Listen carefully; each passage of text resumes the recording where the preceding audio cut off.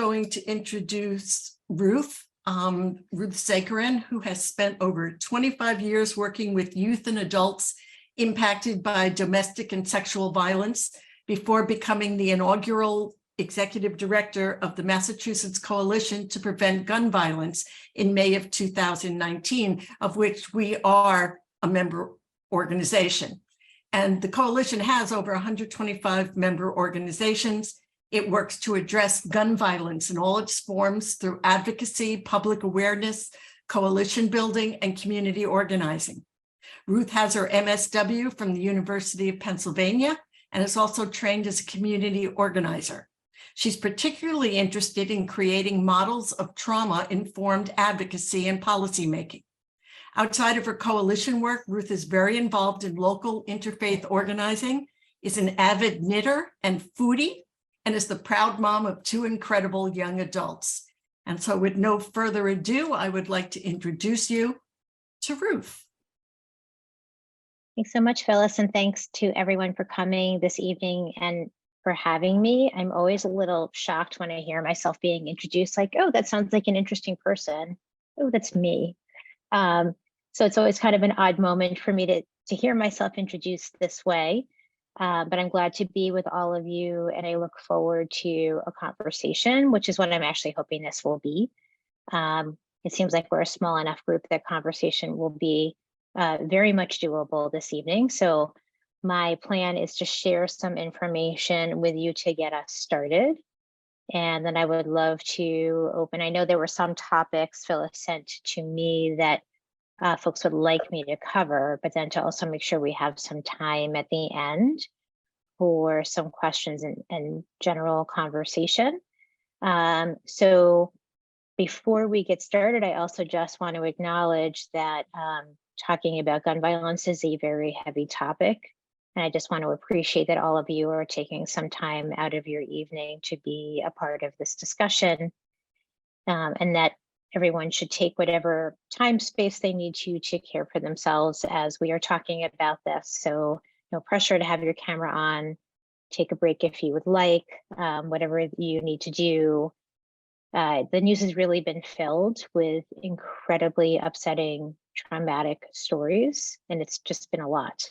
And I think we have been bombarded with stories of gun violence this year. The number of mass shootings we've had has been actually just exponential.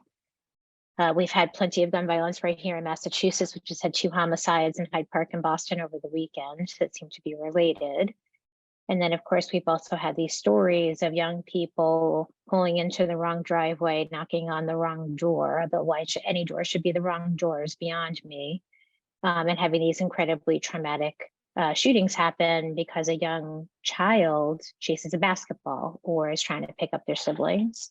So I just want to acknowledge that it has been a lot.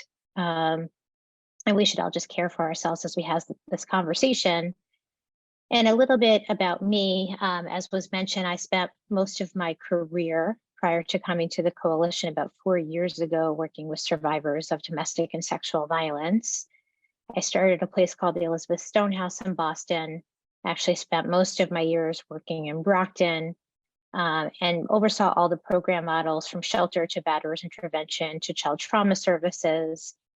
And it was really that experience of working with survivors and seeing the ways that systems don't keep survivors safe or fail that made me think more about what we can do on a policy and advocacy level to reduce the trauma that we are seeing in the world. And it was really my experience working with children in the aftermath of a domestic violence homicide that got me thinking about the role of guns in our society and what we could do to prevent the trauma that was happening to these children who had lost a parent, almost always their mother, to a domestic violence homicide. So that's the lens that I bring to this work. I also, as was mentioned, I'm the parent of 2 young adults. They are twins. They are now 21, and their birthday is Valentine's Day. And I mention that because their 16th birthday was the day the shooting at Parkland happened. And because my kids are a part of USY, they have a friend who went to that high school. And it was a real moment for me as a mom that we were getting ready to go out to dinner for sushi for their birthday and couldn't leave until they established that their friend was still alive. So I feel like there have been a lot of different paths that I have taken to the coalition. And in my 4 years with the coalition, I've really been very honored and humbled to be able to serve in this role and to have something I can do every day that pushes back on all this trauma that's happening in the world. And I also want to mention, I very much bring my Jewish self to this work. I feel like this is a part of my work, is a part of who I am as a Jew, and I bring my Jewish self to what I do with the coalition. And just to frame that a little bit, I think everyone knows the saying from Pirkei Avot that we are not commanded to finish the task, nor are we free to desist from it. And as much as the issue of gun violence is really overwhelming, it is quite overwhelming. This role, this work gives me the chance to show up for this every day. I'm not desisting from it. I may not fix it, but it gives me the opportunity to show up for it and do something about it each day. And so a lot of those sort of values and my faith reflections really do inform the work that I do at the coalition. So that is an introduction. I want to say a little bit framing the issue of gun violence and tell you a bit about our work at the coalition, and then get into some of the questions and topics that were posed to me. And then, as I mentioned, we'll have time at the end for some discussion. So a little bit about what we mean when we're talking about the issue of gun violence. Gun violence is an incredibly complex issue. It is actually many different issues all wrapped up into one umbrella term. The thing that most folks think of when they hear the term gun violence are the mass shootings that happen in public spaces. As I mentioned, we have had more mass shootings in the United States than days of the year so far. And the way that we define a mass shooting, which is a little different than how it used to be defined, and I'll touch on that, is any single shooting incident where 4 or more people are wounded. It used to be that we defined a mass shooting as 4 or more people killed.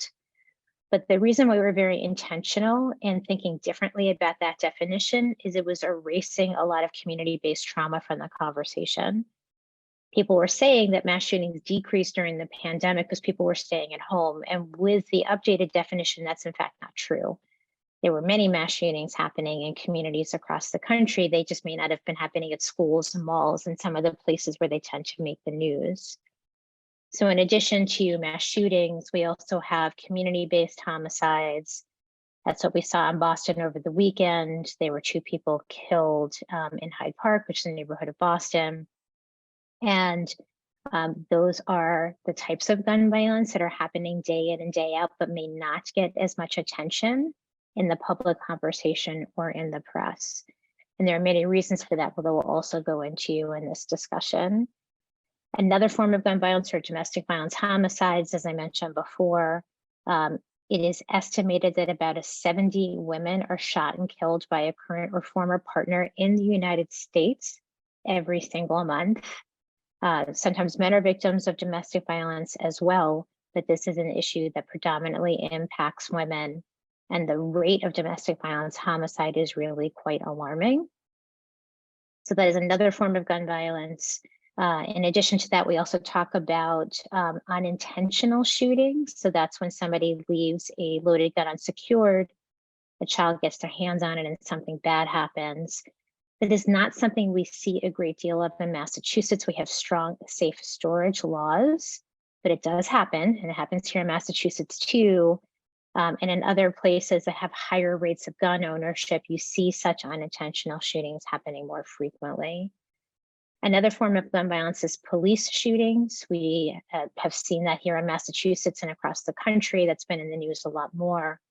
At the coalition, we've been thinking about what our policy responses could be to prevent such violence from happening. And so that's another form of gun violence that we've been talking about at the coalition.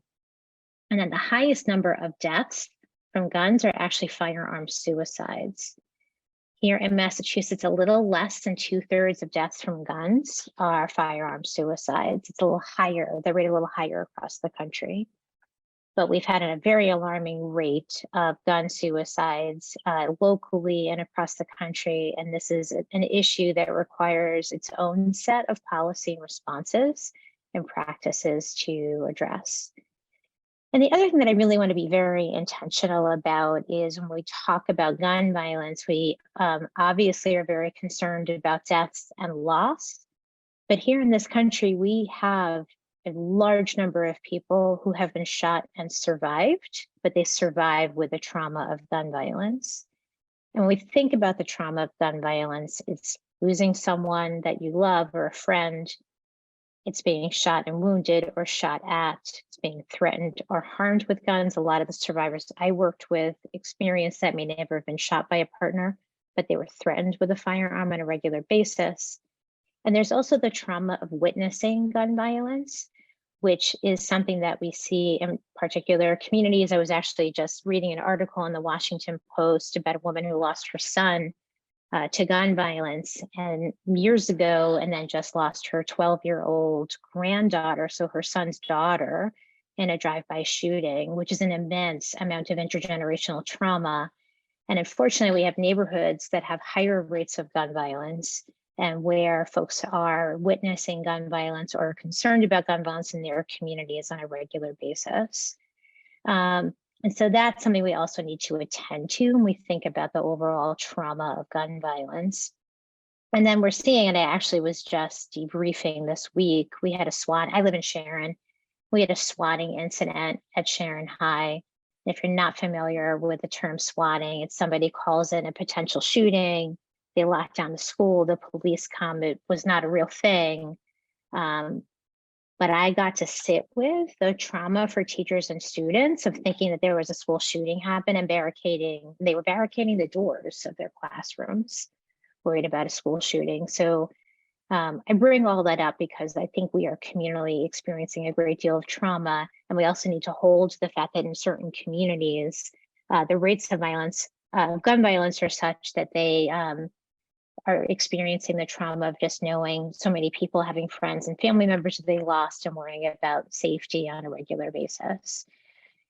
And gun violence is something that affects all ages. We have seen many losses of young children to gun violence across the country. And here in Massachusetts, we have lost 3 children to gun violence, preteens and teenagers, since the beginning of this calendar year.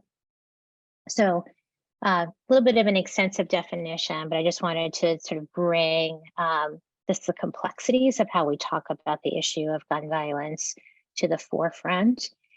And when we think about gun violence at the coalition, we're really trying to address gun violence as a public health issue and a public health crisis, which it very much is. We lost 47,000 people to gun violence in the United States last year. If the rates continue the way they have been in 2023, that number will be higher this year. And so we think about the public health crisis of gun violence as being really driven by racial and economic disparities as well. There are reasons why we see certain neighborhoods with higher rates of gun violence. There's actually a study that came out of Northeastern University recently that looked at different variables for why some neighborhoods experience higher rates of gun violence. And the variable most associated with that higher rate of gun violence is lower opportunity for socioeconomic mobility. So neighborhoods that have experienced chronic disinvestment, racist policymaking, such as redlining, lack of resources, are neighborhoods that also see higher rates of violence and require much more investment in community and focus on community-based solutions in order to address that. So our focus at the coalition, just to segue into our work, has been to address gun violence from these 4 different pillars that were briefly described in my introduction, but I'll get a little bit more detailed into them, because we think of gun violence as an issue that needs to be addressed through policy change, sustained investment in community-based solutions, as well as lifting up data and research. And a note about data and research, that's been challenging in this country because we've had a freeze on federal funding for research on gun violence for many, many years that has just started to change. And so we have a lot of catch up to do when it comes to really digging deep into patterns of gun violence and really researching root causes and getting the data that we need to really make good policy on a federal level. And we also know that policy making on a federal level is really challenging. We've been kind of at a political stalemate around that. It's been hard to see real movement when it comes to policy change on a national level. So what we do in each state is particularly important. And that is our focus at the coalition, is really looking at gun violence in Massachusetts and the change that we can make in the Commonwealth. That's really our charge. We have relatively strong gun laws in the state of Massachusetts. They can be strengthened. We have lower rates of gun violence than pretty much any other state in the country. And we still have gun violence, and one death is too many, one traumatic incident is too many. So we are committed to continuing to strengthen our policies, as well as really agitate the state to invest in a sustained and meaningful way in the community-based solutions and the research that we know is making a difference. And to that end, we have a small and mighty staff of 3. We are about to be 4, which I'm very excited about. We have a great leadership team, a lot of very dedicated volunteers. And over the years, what we have really settled on is a 4-pronged approach to gun violence prevention, with that public health lens, with that focus on racial and economic disparities as being foundational to the work. And to that end, our 4 pillars, I'll go through each one and tell you a bit about what they mean. So one is advocacy, which I think is what we're most well known for. And we come together with our member organizations to advocate for both policies, bills, and budget line items that we know will make an impact when it comes to gun violence. As I mentioned before, we have one of the strongest packages of gun laws in the country, but it could be stronger and it could be more nuanced. We've also had this challenge of the Bruin decision that the Supreme Court handed down almost a year ago, was in late June last year. The Bruin decision related to sort of pieces of the licensing regime in New York State. So it wasn't really focused on Massachusetts, but it's still related to some of the ways that we engage in the licensing process here in the Commonwealth. And so we had to do some pretty immediate tweaks of our laws to keep them strong in light of Bruin. And at the end of the last legislative session, when we were doing those Bruin tweaks, we also got a commitment from State House leaders that we would get a comprehensive gun reform bill in the current legislative session. So part of our work right now is to hold leaders accountable to making that happen. So we've been doing some work in the State House to talk with the folks who are putting together the comprehensive bill around what we want to see prioritized. As a part of that bill, one piece is better regulation of ghost guns. If you're not familiar with the term ghost gun, it refers to, it means a lot of different things, but just to simplify it, it means that somebody gets a kit through the mail that has up to 80% of the parts of a gun. They assemble the gun with the remaining parts at home. It doesn't have a serial number. It is therefore untraceable and considered a ghost gun. So we want to do some work to prevent such kits from coming into the Commonwealth, because we know that they are showing up on the streets of our communities more and more frequently. We also want to see better analysis of data collected from guns in the aftermath of a violent incident, so we can understand where those guns are coming from. We want to have some stronger pieces around industry accountability, as well as some more practices around supporting community-based violence prevention and intervention initiatives. So this is just some of the pieces that we're looking at in this omnibus bill. We're also doing a great deal of work around juvenile justice reform and how that is foundational to violence prevention. We really believe that how we invest in young people is a very important part of preventing violence, and that includes how we invest in young people who are involved with the criminal legal system. So we've been doing some work with an organization called Citizens for Juvenile Justice around some policy measures that care more for young people who are involved with the criminal legal system, set them up for success when they return home to their communities, and also divert more children away from the criminal legal system to begin with. And the last policy we're working on is really, for me, very much in the heart of what prevention is, which would provide income, universal basic income to youth aging out of foster care. I've worked with a lot of those kids. They don't do well in the world, and they're at high risk of being involved with the criminal legal system, struggle with housing, be in shelter. I had them in shelter all the time. And if we can care more for those young people, we also believe that this will keep younger people safe, as well as keep communities safer as well.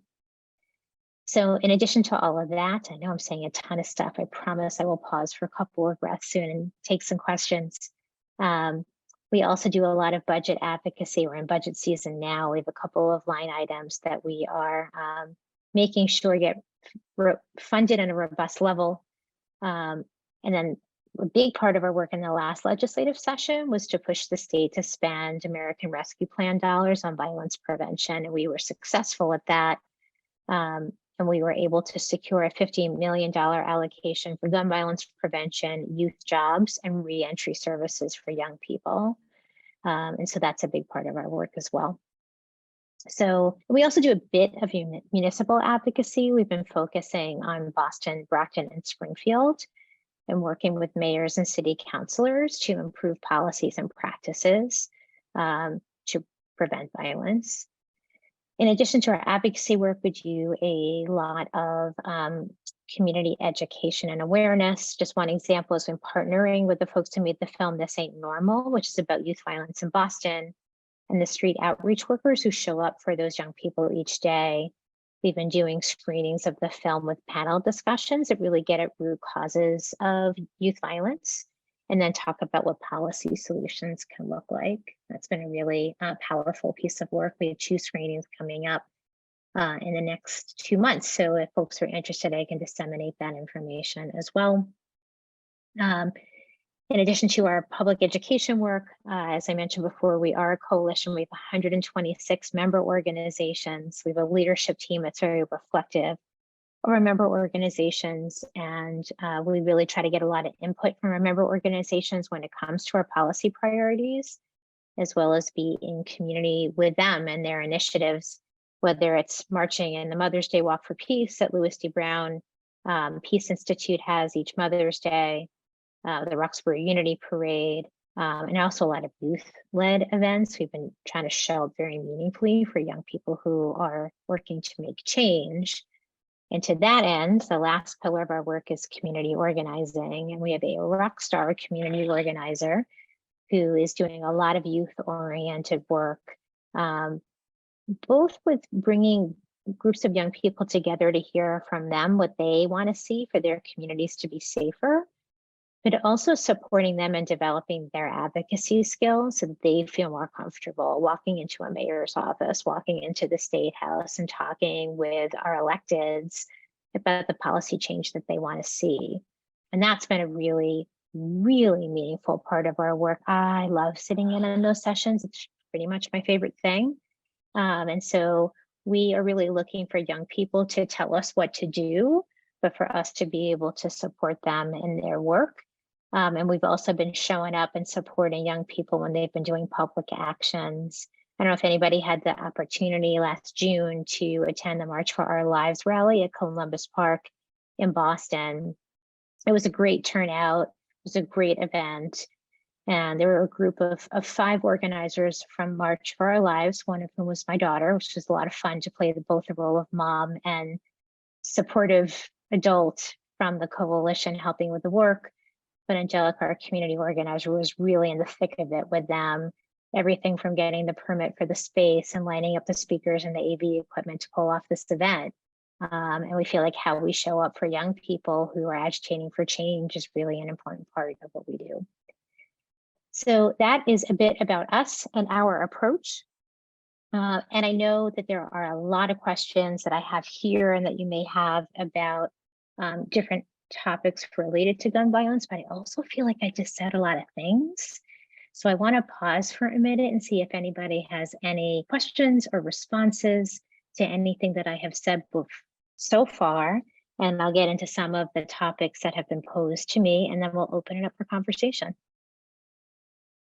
I think the easiest way to do that is it just to raise your hand and I'll be the moderator calling on people.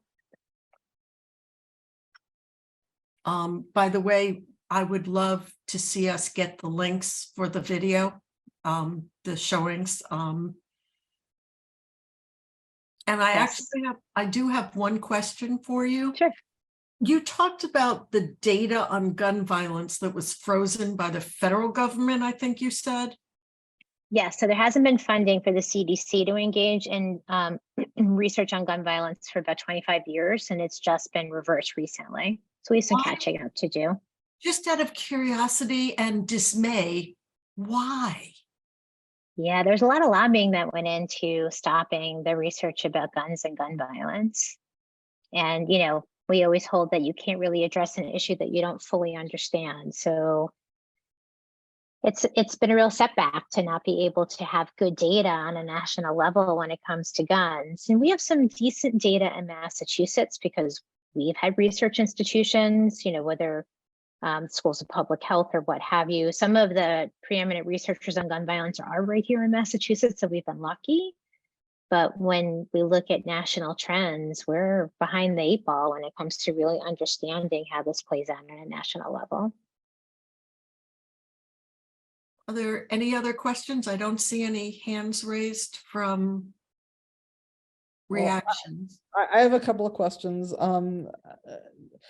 In the news, it seems like they're always talking about how the NRA is defunct or like has lost funding or whatever. But it seems to me that one of the main stumbling blocks is probably the NRA. So with a lot of the legislation and everything. So could you speak about where they're at the moment? Yeah, the NRA it's been a little in crisis, which is A-okay in my book. But they're also not the only group working to squash any movement when it comes to guns or gun safety. So I worry a little bit that the conversation nationally has been super focused on the NRA, and these other groups have been gaining power and followers as we haven't been paying as much attention. So the NRA has historically been quite organized. There's a really fascinating and history to the NRA. If anyone is interested in reading about specifically how the NRA and racism have been inextricably linked, there's a great book called The Second by Professor Carol Anderson that really addresses the racialized history of the NRA. But they, as we know, have funneled so much money into the coffers of different politicians that it has really influenced a lot of the responses to guns and gun violence. And we have that here in Massachusetts too. We have a pretty vocal group of people called the Gun Owners Action League, who are definitely pushing back on any changes that we are trying to make around gun laws. We've actually been able to have some conversations with them about places that we can come together. But there's definitely a strong group of folks who don't want to see us make any change around our gun laws in Massachusetts. I see 2 hands up. I want to say Ellen. Oh, I'm sorry, Phyllis, are you facilitating That's this? quite all right. Yes, Ellen is first. Well, this is Richard. I wanted to ask something, or at least make a comment. A lot of people hide behind the Second Amendment, and as I interpreted my reading of the Second Amendment, it seemed to me that it said that, you know, at the time that it was written, that people can own a musket when participating in a citizen's militia. And I don't understand how that can be subverted to say, I can own any arm I want. I mean, I could say, you know, I'll put outside an anti-aircraft gun, and those are my arms. So I really don't understand how that conversation can go. Yeah. You know, we just to give a little bit of a data point with that, it is estimated that we have 400 million guns in civilian circulation. So we have more guns than people in this country. And it is estimated that about 20% of them are semi-automatic weapons. And that really gets at what you're talking about. Like, how did we get from muskets to all of these semi-automatic weapons being out in the world, and people been carrying them from everything from a political event to the ice cream aisle at the grocery store. So I know you're not looking for an answer from me. I'm sort of just joining with you around, like, how did we get from point A to point B? And there's a lot of interesting, actually, I'll pull up, this is another great resource. It's another book called Gunfight, that also looks at the history of guns in this country. It's another resource that I recommend for understanding some of that history. And here we are. I just don't understand how the Second Amendment can be used to support it, because I don't think it does. Yep, I agree. Okay, Meg. Hey, kind of along what Richard was talking about, one of the things I hear from people who I know there is that they want to take our guns from us. And it's like, no. I would try to respond to them, no, we don't. We want safer guns. We want no automatic weapons. And that the whole idea of it's not all or nothing, and trying to respond to some of these people who are fearful that they're going to take the Democrats, whoever it is, want to take the guns away from everybody, and which I know is just not true. I've got relatives who hunt. And we've been in their homes with. I know that they have their hunting guns there. I have no problems with that. Problems with AK. Automatic weapons scare me. Yeah. What I always say to that is, no matter how you feel about the Second Amendment, I think the place that we can all agree is that our children have a right to be safe. And they have a right to be safe in school. They have a right to be safe walking home from school. They have a right to be safe playing in their neighborhoods after school. And we should all be able to agree on that core value. We might disagree about how we get there, but let's at least meet there and wanting to keep our children safe. Okay, Chella or Steve? Question.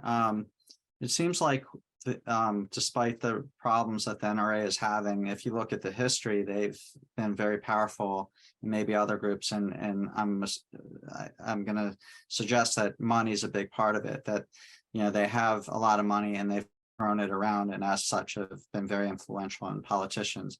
And so the thing I've been wondering is there not an equivalent on the opposite side that can similarly throw around lobbying money and have an equal, or better yet, greater influence on the same politicians? If politicians are moved by influential money, is there not a unified organization that can throw money for this type of argument in a way the NRA has done?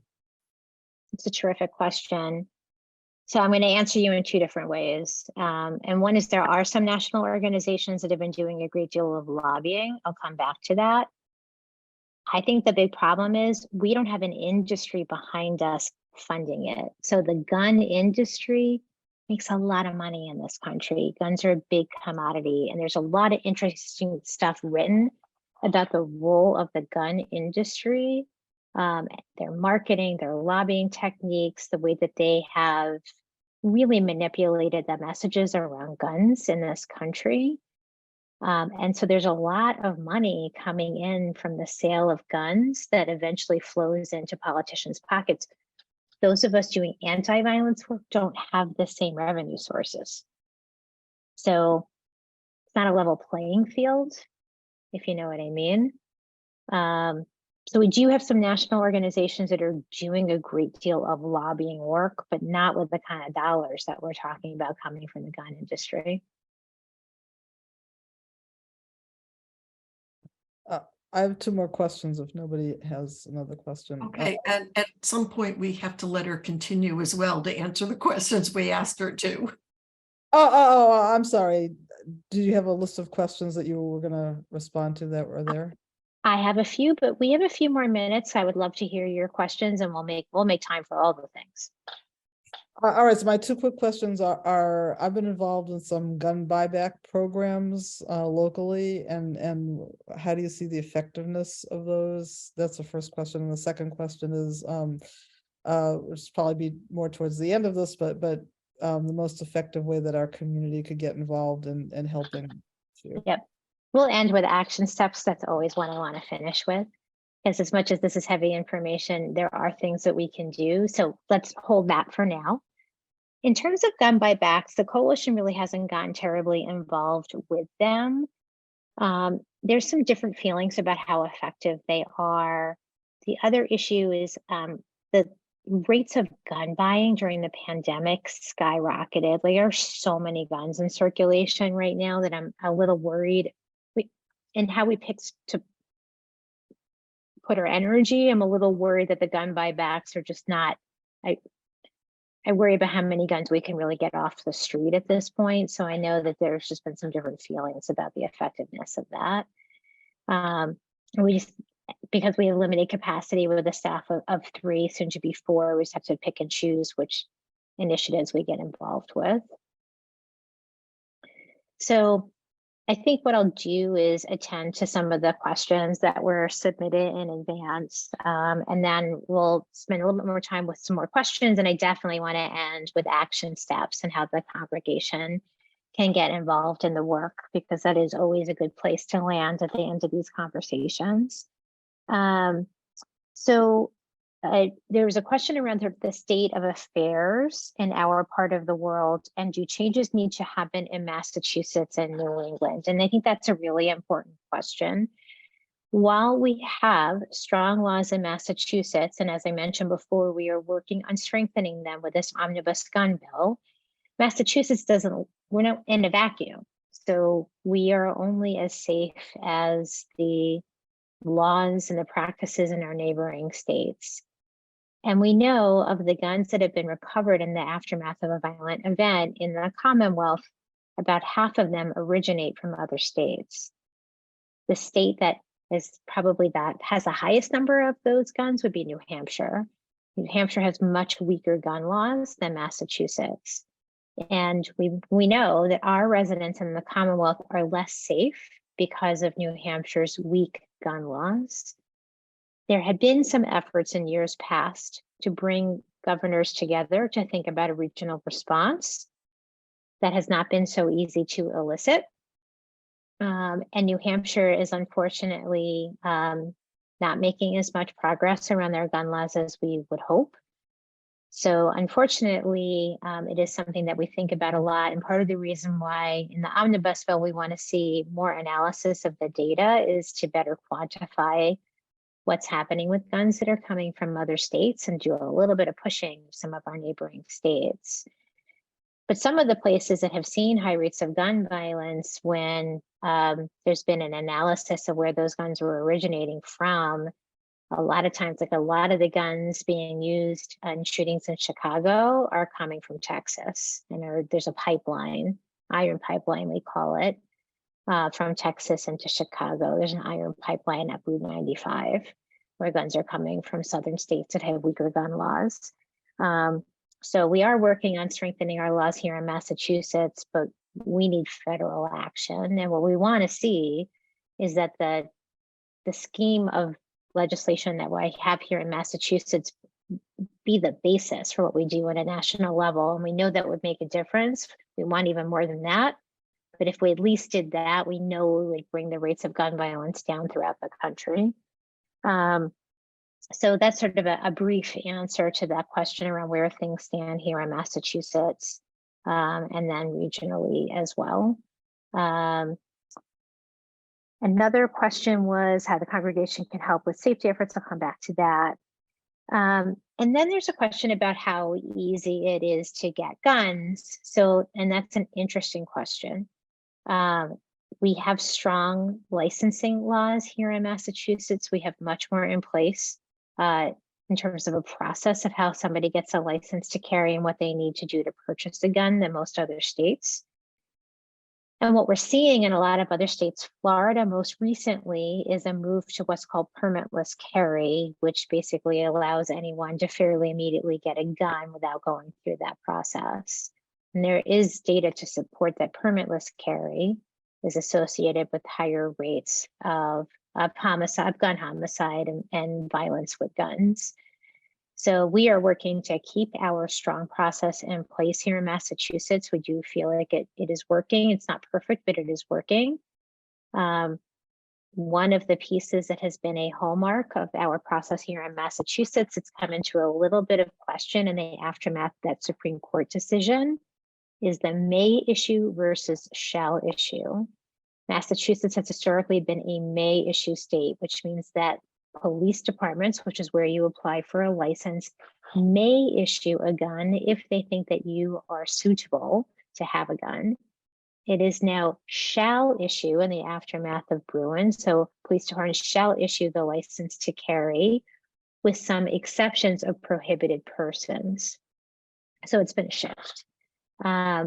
So it is, we have more in place here in Massachusetts than other states, but we have to be careful not to lose ground in the aftermath of the Supreme Court decision. And just to throw another statistic out there, there's some really interesting research from an organization called the Violence Policy Center. And I should mention, I'm going to throw out a little love to some of these organizations. There have been some nonprofits and private organizations that have stepped in to do this research, given the dearth of funding from the CDC to look at gun violence. Places like the Violence Policy Center, or there's an organization that's literally just been tracking incidents of gun violence across the country. They've been invaluable. But anyway, the Violence Policy Center did a study that showed that states that have higher rates of gun ownership and higher numbers of gun stores also have higher rates of both gun homicides and gun suicides. So we know that more laws and stronger laws do work to keep people safer. And the other question was how to juggle individuals' rights with our attempts to keep people safe. You know, I struggled a little bit with how to best answer this, because there are some people who will say that their right is to unfettered access to as many guns as they want, including whatever kind of gun that they want, AK, you know, AR-15, what have you. You know, I think we need to really drill down, like, you know, when we say you have a right to arms, does that mean as many arms and whatever kind of arms you want? What do you need in order to feel like you're either hunting or protecting your home? And I just don't think we have consensus on that. So I think I'm struggling a little bit with how to answer that question, because we have such a wide variety of what people think of when it comes to their right to bear arms. We just don't have a shared definition of that. And again, the thing I keep on coming back to is our child's right to safety has to be held sacred. And that means we have to think about other things in relation to what we need to do to keep our children safe. So that kind of attends to the questions that were submitted in advance. And I know that we want to talk about action steps and what folks can do to get involved and what the congregation can do to get involved, which I'm happy to touch on.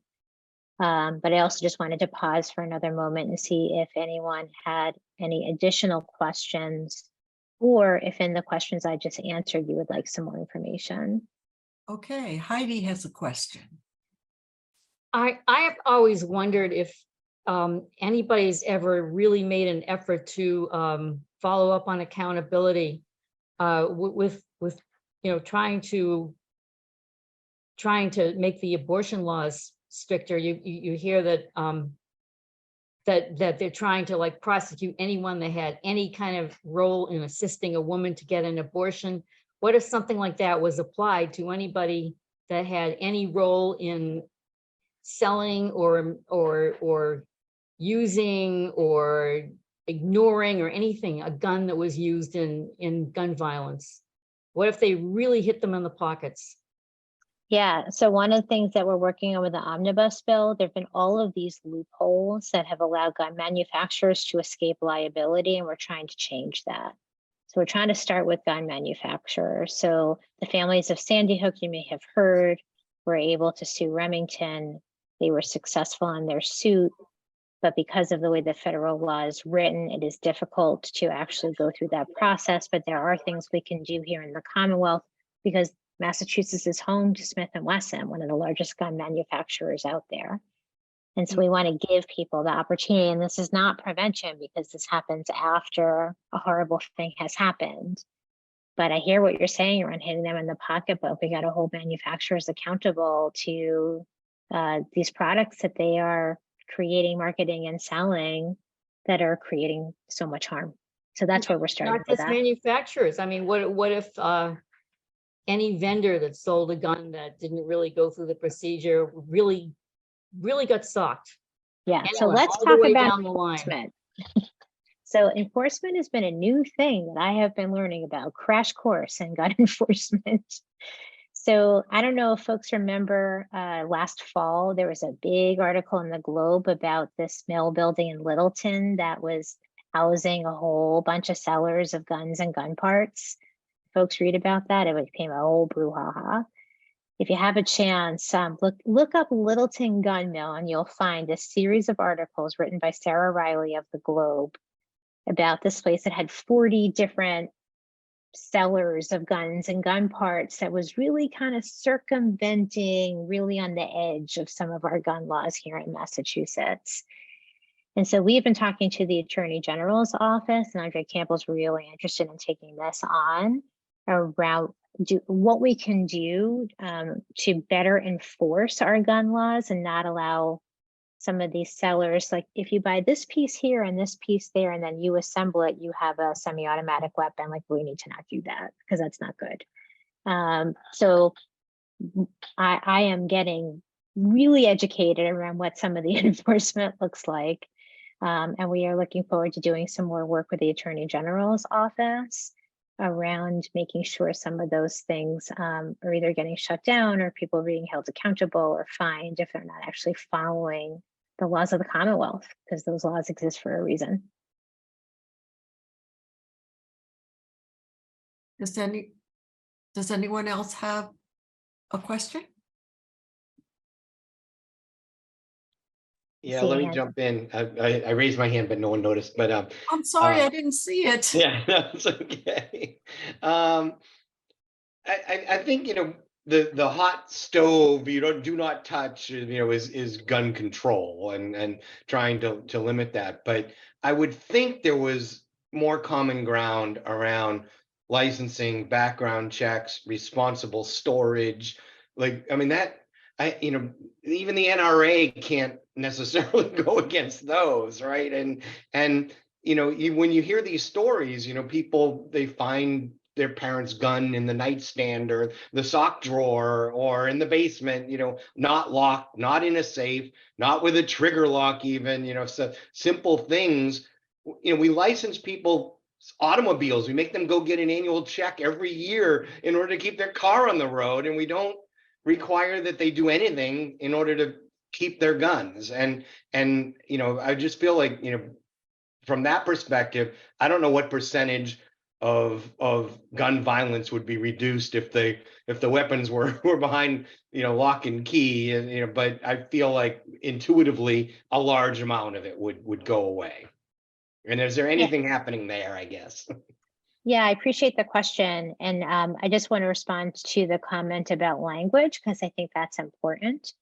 The gun control, the only reason we don't really use it as a term at the coalition is because we're looking at prevention very broadly, root causes of violence, as well as addressing access to guns. So we use gun violence prevention because we feel like it better captures all the aspects of that work.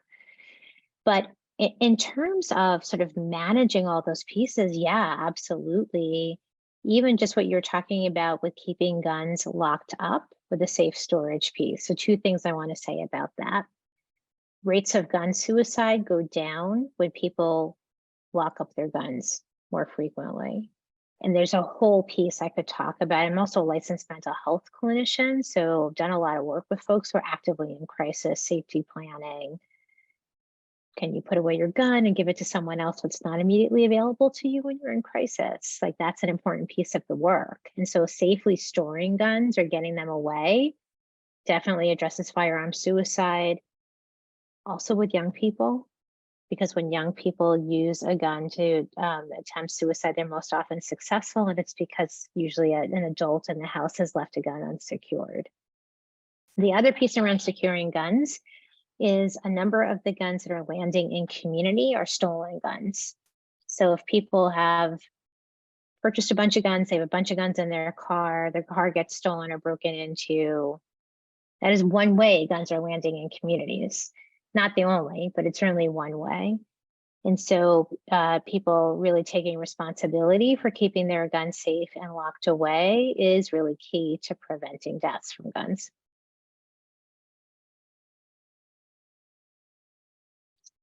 So if there aren't any other questions, I want to talk about action steps and what we can do, because there are things we can do. And first, I want to say that this is something we can do, is this conversation right now, because these conversations are really important. And one thing I will ask of all of you is to be ambassadors for this information. If you liked what we talked about this evening, bring it to your dinner tables, your Shabbat dinner tables, to your families, to your friends, and bring up the conversation, because I think we all need to be talking about gun violence. Violence thrives in silence, and so we need to get loud, and we need to talk about what needs to happen and how we all have to push back on it. So that is one very simple action step, is to talk to friends and families about these issues and the work ahead. And building coalition, like I love what I do in the world, and part of the reason why I love it so much is I get to hang out with really, really cool people and be in this work with really amazing folks who are frontline workers, who are researchers, who are public health experts, who are survivors, and build community, find other folks who care about this, maybe in the congregation or otherwise, and take action together. And so what does action look like? If you want to follow the coalition and our social media and our email list, I'll give you that information. We are gearing up for a whole lot of action related to getting this omnibus bill passed. We are going to be doing an action hour in May to bring folks together to talk about what advocacy is going to look like. We are just starting to plan something public in front of the State House for June before they go into summer session, and then a big rally and advocacy day in September when they come back to compel our state leaders to move this omnibus bill forward.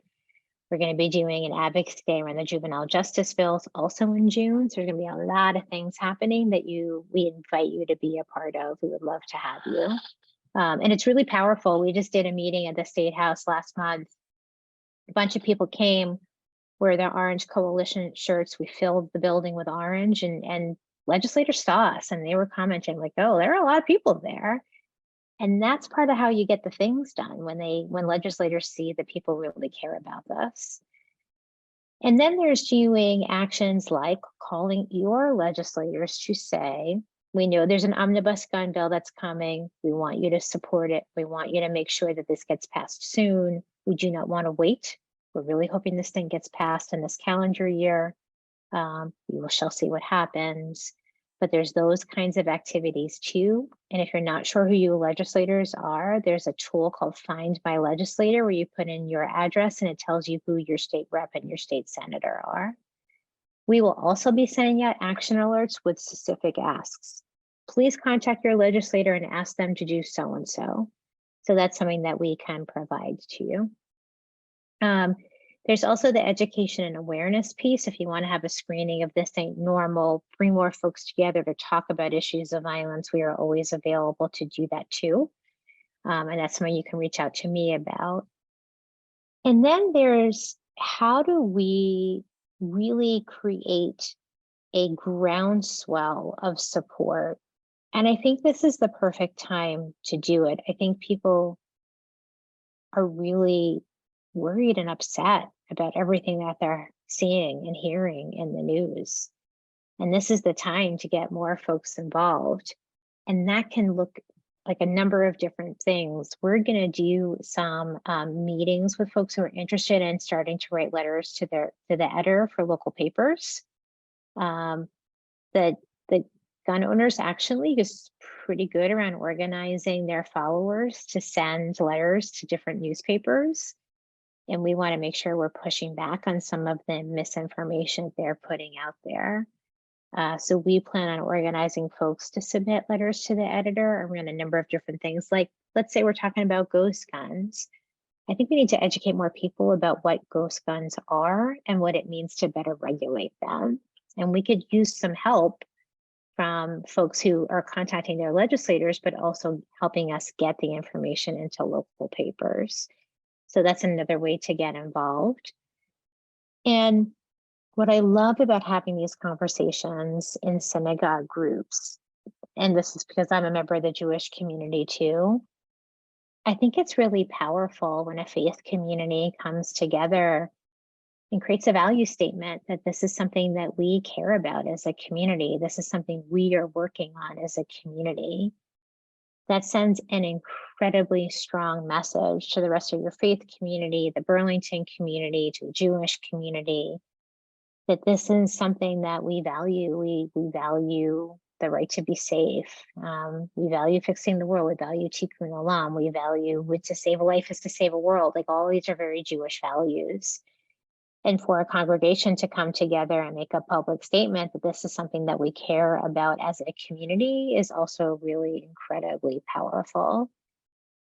And then the last thing I'll say, there's a lot of misinformation out there about guns and gun violence. When we do these public hearings and the other side shows up, they are making statements that are just patently false.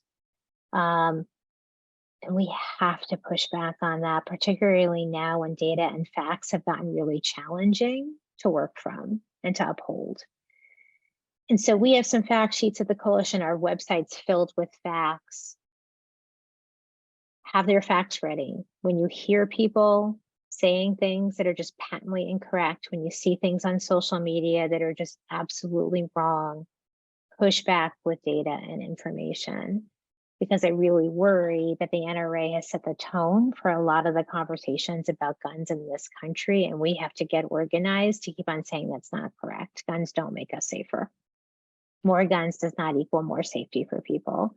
And these are all of the reasons why.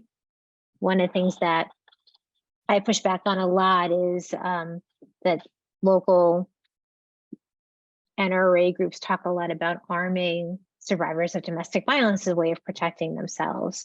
And the data tells us otherwise. The presence of a gun in a home where domestic violence is occurring makes it 5 times more likely that the victim will eventually be killed by the abuser. Even if it's the victim's gun, it will be used against them. And that's one of those things where if I hear someone say that, it's like, my head starts to spin around on this axis and green goop comes out of me like The Exorcist, because I just have to respond to it. So I think just being prepared with that data and with the facts so that we can push back on the misinformation is also incredibly important. So those are just some thoughts about action. And again, I just want to say, just coming here this evening and being in this conversation is an action unto itself. And I appreciate all of you for welcoming me into your community and for being willing to have this conversation. Thank you. Can I ask, could you talk a little bit more? You talked about a screening that you could do or coming together of congregation members.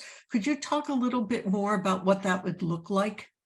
Yep. So I'm having a hard time with words today, so please stand by. The screening I was talking about is of a movie called This Ain't Normal.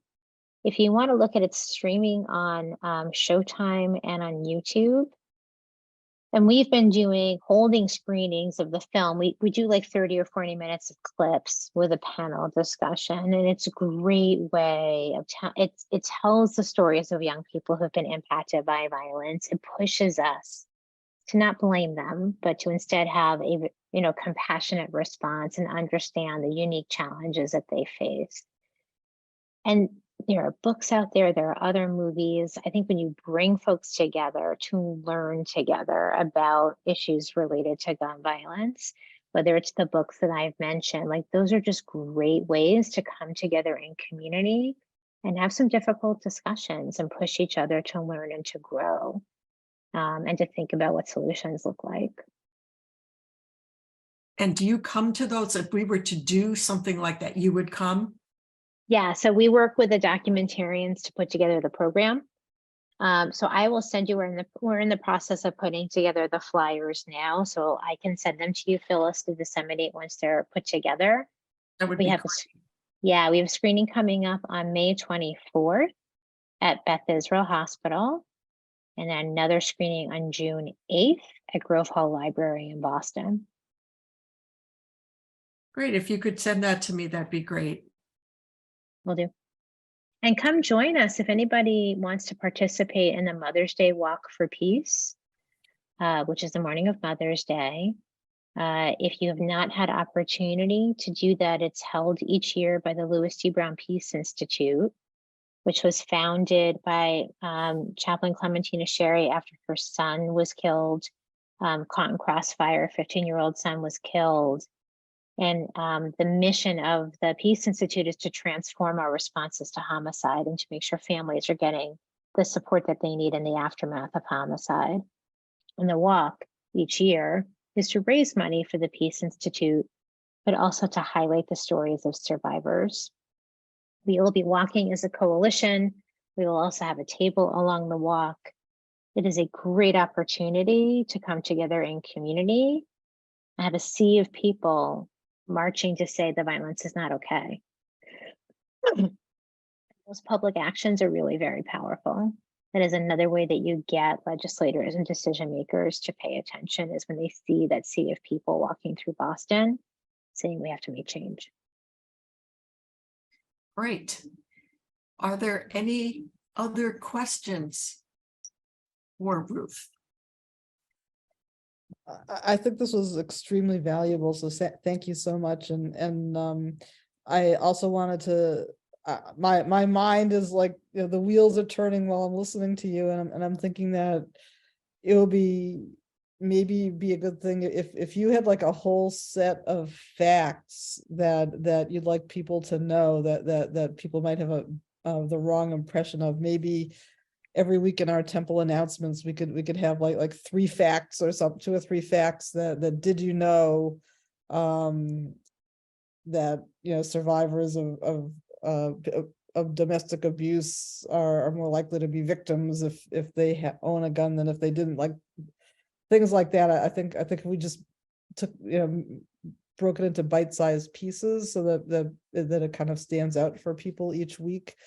And I'd love to see us also publicize in our weekly announcements well in advance whenever there's a protest or a rally or something, so that we can get a group of people together. During the 4 years of the previous administration, there were numerous times when groups of people from the congregation went into Boston for different sorts of rallies. So I think this one deserves a group from our congregation to participate as well. So yeah, so I think we should just, and if somebody wants to own this, you know, making sure there's something in the announcements. Phyllis is the chair of our social justice committee, but she doesn't have to do everything herself.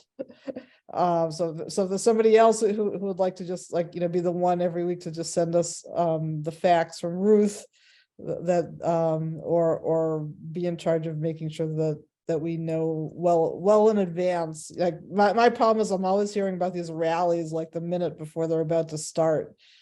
So I know a key for me is just knowing as soon as they're scheduled, so that we can start to publicize them. That would be wonderful. Yeah, what I did is I put our website and my email in the chat. On our website, there's a way to sign up for our action alerts. So anybody who wants to sign up, we try not to send out too many emails. We really try not to. But that's the way we disseminate a lot of information about upcoming either legislative advocacy or public actions. And then we put it on our social media as well. And the other thing, if anybody knows someone who's interested in working for the coalition as our new communication specialist. That is what we're hiring for now. And part of what we want to do with that role is more robust social media, but also create a lot of those kind of fact sheets that folks can use in their communities, in their congregations, so we can get some more of that information out there. So stay tuned. We will have a lot more loaded into our website, as well as what we'll disseminate out, that will have a lot of that information, because we do see part of our role is getting facts out there into the world. And we are part of your 125 member organizations. That makes me happy. Any last questions? This has been extremely informative and helpful and given us a lot of food for thought moving forward. Any Yes. last questions, people?